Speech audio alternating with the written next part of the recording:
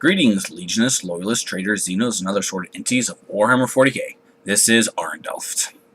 So, I actually was planning on doing a completely different kind of video today. I was just going to make a small announcement video about some projects XL Pudding and I are working on coming up in the future. But then I got massively sunburned, and my nose is flaking. So, I decided to go ahead and do a model showcase with all these figures and the announcement trailer. Well, not exactly trailer, but whatever. Anyways, so first off, coming up in the future, we're going to be doing a series of battle reports covering certain things that boxes that Games Workshop has released, and we're going to go ahead and see how they do in 8th edition. And we're really excited about the project. We're going to see where it goes. I'm really hoping to move forward this very quickly. We're going to go ahead and just see which direction it takes, and just wait for the future on that. But in any case, we should be done with the first battle report, I estimate, within just a few days. So we'll go ahead and get started on that shortly after I get this video rolling. But in any case, onto the model showcase itself. We've got Reboot Gilliman up front and center. Let's see if I can't get the camera to focus on him just a little bit better. Oh, there we go. That is better. Okay, so as I said before, I have him standing on basically a pile of Necrons instead of the Chaos Space Marine that was featured, in front, and the eagle head that was underneath his right foot. Instead, what is underneath his right foot is one of the wings, essentially wings, off of the Ghost Barge, off of the front of it, that I chopped off there and stuck underneath his boot, and he's sort of pressing down on it, crushing a Necron warrior that doesn't even have its arms on there. And then he's got a shattered one underneath him. And my lore to support this is that Loch-Thanar discovered a prototype for an ancient Eldar device that was used back in the Necron-Eldar War that was used to essentially, its main purpose was to completely stop the Necrons from using their phasing abilities, which include phasing out their dead after their resurrection fails. However, it failed to actually fulfill its primary purpose of stopping them from phasing out at all. Instead, it only stopped them from phasing those who had failed to enact the resurrection protocol correctly. And as such, they weren't interested in pursuing it because it was invented near the end of the Eldar-Necron War. And as they were already winning the war, they didn't want to be spending more resources on something that was a dead end. So it was put on hold, and the Necrons lost the war and were put to sleep. And there was never any need for the device. And as such, they moved on, and it was lost and forgotten, as the Eldar scientist that was working on it never had any ability to further it. Though he did anticipate the Necrons would become a threat again, and he very much longed for the opportunity in which to use this device, he never got that opportunity because there were no more Necrons around, and etc. However, because the device did stop rephasing of the dead, he did have several Necron bodies in which to study, but he needed to be able to test it out on living Necrons.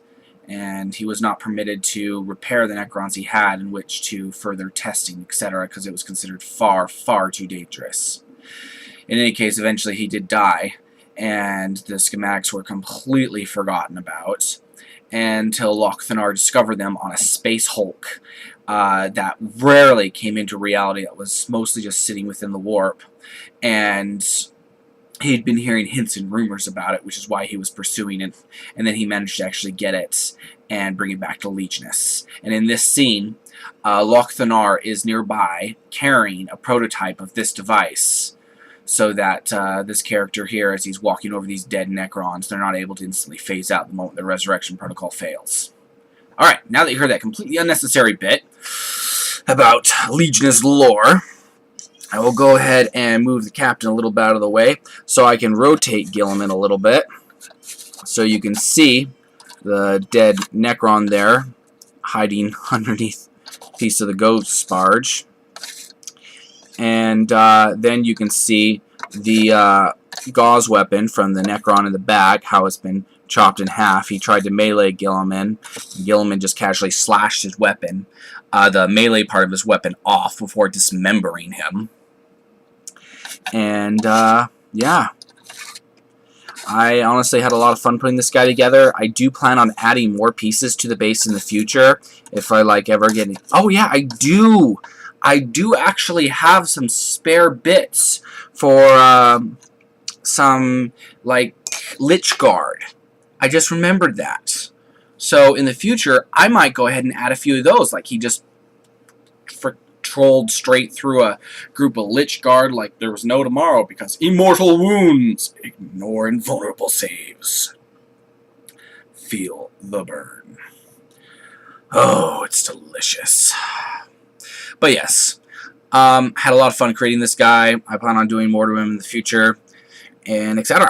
And one thing about the captain is that his gauntlet is pretty much built to look like the Hand of Dominion, and which is kind of bomb, except for the fact that this gun does look like a heavy bolter. But instead it only has a range of 12 and only fires 12 inches. Mind you, it has 3 shots, and you can fire it during the assault phase. I'm not sorry. You can fire it while locked in assault during the shooting phase, but it has no rending or anything. So it makes me sad. Very sad, because it looks like the Hand of Dominion. So, yeah, that happened. Oh well. Alright, Gilliman. We'll go ahead and snag you out of there too. Okay. Now, straight up for size comparison. Come on, car. Come on. There you go. Okay. So this is a regular Primaris Space Marine who's looking down at Carr like, oh, you're a little bit short. Shorty. And Carr just glowers. Watch it, boy. I'm old for a reason. Awkward. Okay. But yes, this is straight up size comparison. And, yeah, bolt rifle. Awesome. 30 inches, 15 range rapid fire, can still charge into the assault phase if needed. To like lock down something that's potentially very powerful in the shooting phase, and he's got a pistol there for shooting in the shooting phase while locked in assaults. No rending on that gun, but hey, you know, at least he has the option, which is, you know, awesome. Okay, so now we're going to go ahead and move on to the Inceptor Marines. Whoa. Okay, now these guys are pretty doggone bomb from what I've been reading about them. They, as anything with an assault pack can do, they can deep strike, and they deep strike from like high orbits. And as we all saw from the beginning of Space Marine, the video game, I mean, regular assault packs can essentially do that as well, but these are heavy assault packs, which would be needed for a much larger Space Marine like this. But as well, they're geared towards much heavier landings, as you can see from his armored feet that have literally those extra pieces on them for sheer shock absorption. Space Marines, let alone Primaris Space Marines, are built to be able to take this kind of thing, but they're practically built just to come in hot from a landing, no deceleration, just smash into the ground. Which means whatever they would land on, technically, in my opinion, should receive a mortal wound when they first deep strike. However, deep striking rules do not allow you to come in more any closer than 9 inches, so that unfortunately is an impossibility for them to land on anybody, which makes me sad. But yeah, scatter dice, you will be missed. But yes, the Inceptor Marines, they are doggone bomb. And I'm going to go ahead and actually show off a regular Astartes that I just barely got as a comparison point. Really quick here. I just barely got these guys. And mind you, it's difficult to really do a proper size comparison when you've got this much freaking that going on, but you can roughly compare their sizes and just how much thicker the Primaris Space Marine's legs are compared to that of a regular Space Marine. And not to mention how much bigger those guns are, and the fact that they're assault bolters, aka heavy bolters with a shorter range. It's just beastie what they can do. Alright. Well, in any case, I did actually recently play a game against XL Pudding where it was Primaris versus Nurgle, and I lost. But I didn't lose badly. It was a pretty close game right up until the end. So, I honestly, seriously enjoyed that game for the most part. But the Primaris did hold their ground. We had a 2,000 point game with filler. You know, the Primaris had extra add-ons to up to 2,000. Same with the Nurgle. One thing I will say, disgustingly resilient. Man, XL Pudding was rolling those dime a dozen. Oh, and there's mortal wounds do not counter disgustingly resilient. They do invulnerable saves, but not disgustingly resilient. So just like, maybe in the future, Feel No Pain will be like disgustingly resilient, where depending on what faction you are, like Iron Hands only get a 6+, but they'll be able to counter mortal wounds like disgustingly resilient does, and other factions that get it, you know, counter mortal wounds. It'd be something that'd be awesome, because disgustingly resilient is sort of Nurgle's Feel No Pain, which is kind of an awesome concept. So I look forward to more of that in the future. And here we have a Primaris Lieutenant, as he's sitting there striding into combat, firing his bolt pistol and readying his power sword. I actually recently was just building from scratch a dude who ended up only just barely being a little bit shorter than a Primaris Space Marine that I was thinking about running as a lieutenant, since there aren't any much characters to really run them as right now. And he'd only be slightly shorter than a Primaris. As you can see, his legs were what were scratch built, and I've made a guy like this before. However, he was distinctly shorter, about approximately the size of a regular Space Marine. And I did feature him in an earlier model showcase. There we go. Gosh, I had to get out the words. And his sword's actually larger than the Primaris Space Marine because it's a Nemesis power sword. Which, you know, maybe for a slightly shorter size, they gave him a bigger sword to make him feel better. You know. But he also has the neck guard of the Primaris Space Marine, even with that little divot in the middle. So, and I actually have a matching Primaris Space Marine helmet. So, XL Pudding has already said that he'd be fine with me running this against him. And since we mostly just face off against each other, you know, that's pretty much all it's needed right there. I know my opponent was perfectly fine with me running him as a Primaris Space Marine Lieutenant. Okay, in any case. Oh, and before I go ahead and get him off of the field, I wanted to go ahead and show off these guys again. And it makes me laugh that the model for the Spartans that I'm using as scouts versus XL Pudding and other players have, you know, they've said they'd actually be fine with me running these guys as scouts, is still even taller than the Primaris Space Marines. So I was like, look, I've got my Primaris scouts! Except they're taller than the Primaris Space Marines. Huh. What do I do about that?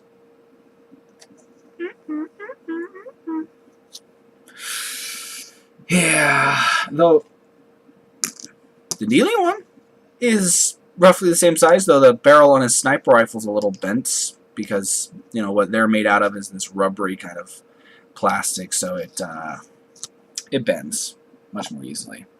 A little bit annoying. But we're going to go ahead and move on. Give me him. And what I'm going to go on and show off now are some models that I did acquire. Now, first off, I want to say I got these models at a substantial discount. And it was absolutely awesome because, truth be told, they look amazing as they are. I mean, here I got a Dark Angels attack bike with a multi-melta on it. And the only things wrong with it is that all the Dark Angels iconography is like built on at like a tilt, as you can see from the back here. That's pretty much the only thing wrong with this bike. And I got it for $5. Can you believe that? I mean, it's going to be pretty easy for me to just take an X-Acto knife and slice off that bit there and fix it. It's not going to be that hard. But the guy wanted to get into a different army, and he was selling pieces that had little things wrong with them here or there. So he's selling them at a substantial discount. And I was just like, this is awesome! Quick interruption. I did actually, of course, get the other 2 members of the Treyarch that came. This is, of course, Voldus, and I gave him a helmet. Let's see if I can get the camera to focus on him a little bit better. Oh, that's about as good as we're going to get, I think. Yeah, right there. And, yeah, I gave him that Grey Knight, pointed helm down there. And I think it looks pretty good. It'll look much better after he's primed, because you can see where I cut off the mohawk, because originally it came in the Death Watch pack, the same one I gave Lady Lakewood. And yeah, I think he looks awesome. So, because I don't take models without at least some kind of head covering, but I prefer a helmet. And Cypher, of course, being the model that he is, it was far too difficult to replace his head. Plus, he's built the way he is for a reason. He always has that hood on. But if he only had a bare head without even a hood, yes, I would have replaced his head. But he had at least a hood on, which, honestly, it looks very awesome on him. But, in any case. Alright. And another 2 pieces that I got, and that mailman is so dead. Oh, boy. He's not going to make it. Alright. Is this guy. And see if I can fit. No, I'm not sure I can. Whatever. This guy. And yeah, my 2 regular bikes with special weapons. Got my plasma gun and my Melta. And I got these guys for $5 a piece too, essentially. I mean, it blows my mind how good of prices I was able to get these guys on. And yeah, I'm still just so completely stoked about it. But these are such awesome models. I mean, the pewter makes it extremely difficult to mod them, but they already come pretty much the way I want. So I don't have any complaints about them. Though I might actually, in the future, remove their torsos, magnetize it, and make it so that they can be removed, and I can possibly get a customized torso in there to swap out for like a Chapter Master or something. That'd be absolutely pretty fricking bomb. But, future project. We'll see. As it is, though, amazing price, amazing deal. I'm extremely satisfied. Okay. So, next up, we have several members of our assault squad, which I did show off one of them earlier. No, not... Oh, yeah, this one. This exact one, I do believe. Okay, car, move over. Move over. Come on, buddy. And I got 9 members of this squad for $20. Which, considering that only 2 of them were regular chainsword and bolt pistols, was pretty awesome. And all of them have certain things about them, like all this detailed iconography and other whatnot. See if I can get some better lighting in here, because these guys are so dark that it's a little... Oh, that was a little bright. It's difficult to find the balance. Maybe that right. Yeah, that looks a little bit better right there. Okay. And they're posed so dramatically. They all have interesting bases that they're standing on. And indeed, I love every last one of these guys. They all look seriously amazing. And in the end, I got 2 power sword and plasma pistols. I got a single guy holding a power sword with a holster, which means I can just run him with whatever pistol I want. And then I have 2 chainsword and plasma pistols, and 2 regular bolt pistol and chainsword guys. And what was the... Oh yeah, and I think a power sword and then a bolt pistol guy. But in any case, this squad is awesome in their iconography. They look amazing. And considering that I got all 9 of them for only 20 bucks, I am seriously stoked about this. And I'm hoping to acquire more in the future, where the guy is selling more of his collection, mostly Dark Angels and whatnot. And I do already have a small Dark Angels Force from the Dark Vengeance box. But I haven't really gone around to running those, so etc. But yeah, I'm so looking forward to actually fielding these guys, because they basically doubled my assault squad capability, which means, you know, I'll be running more Raven Guard in the future around Kaivon Shrike. Oh yeah. But in any case, that essentially completes my model showcase for the day. And I hope you very much liked it. If you have any questions, comments, feedback, please leave them in the comment section below. Do you have a request for me to build or construct anything in particular? I love ideas and feedback for making different things. And I do honestly have a lot of projects that I've talked about in the past that are on hold. And like, I recently just came across Lestan, Knight of the Returns, and I realized that he's been on hold for a really long time, and that I ought to actually finish out the rest of this squad. The current problem with Lestan, though, is that he is a company champion mounted on a bike/horse, and currently they do not allow them to wield standards. Currently, I believe the only Space Marine of any kind that is allowed to wield standard is the Ancient here.